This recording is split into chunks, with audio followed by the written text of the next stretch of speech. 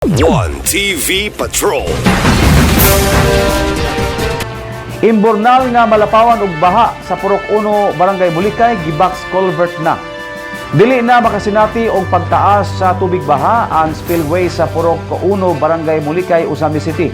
Kinihuman gisugdan ang pag-construct sa box culvert dili pa lang dugay.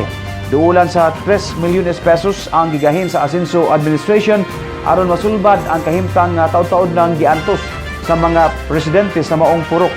Nasaran nga mutaas ang tubig sa maong spillway panahon sa pagkusog sa ulan gumikan sa kagamay sa imburnal uban ang pagsangit sa mga naanod nga gapnod.